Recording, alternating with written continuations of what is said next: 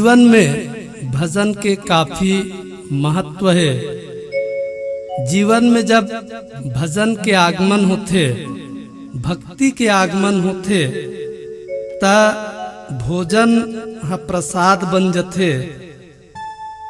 भूख में भक्ति और भजन जब प्रवेश करते तो भूख व्रत बन जाते।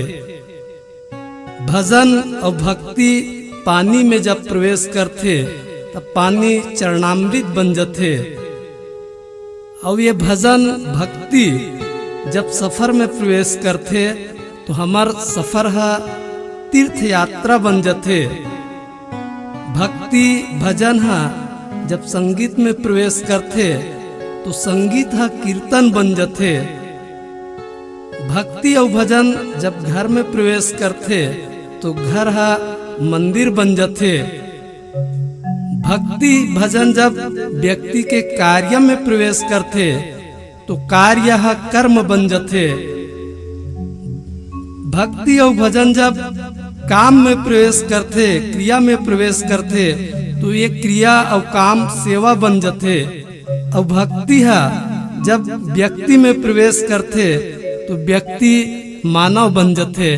आओ भजन के आनंद लेथन।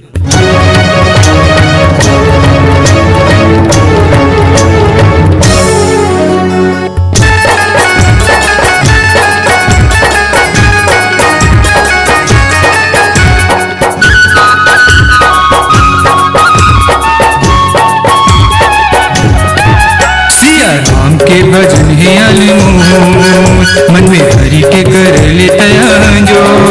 दिल अमृत पानी तो सांवर ही जिन गानी, अब जिंदगी सुधर जाही तो। तेहा राम लगा ले, तेहा राम लगा ले, तेहा राम लगा ले।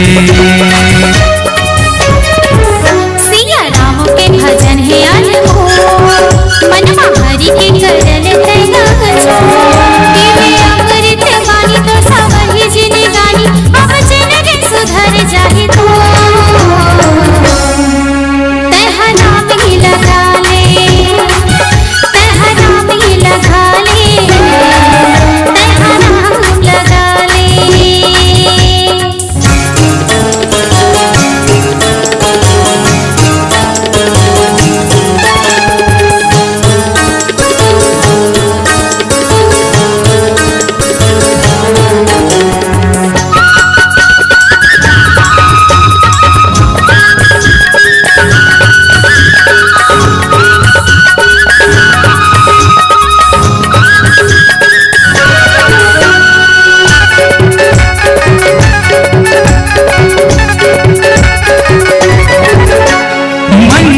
सत्संग के ध्यान लगा ले, जिंदगी के नैया तुर पार लगा ले।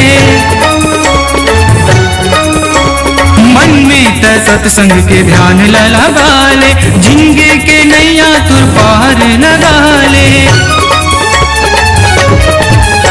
गाले हरि नाम गली खो, भजन हरि के कर ले जो। ध्यान मन मा लगा ले, नहीं तेहा पछतावे, अब जिंदगी हतर जाही तो। तेहा राम लगा ले, तेहा राम लगा ले, तेहा राम लगा ले।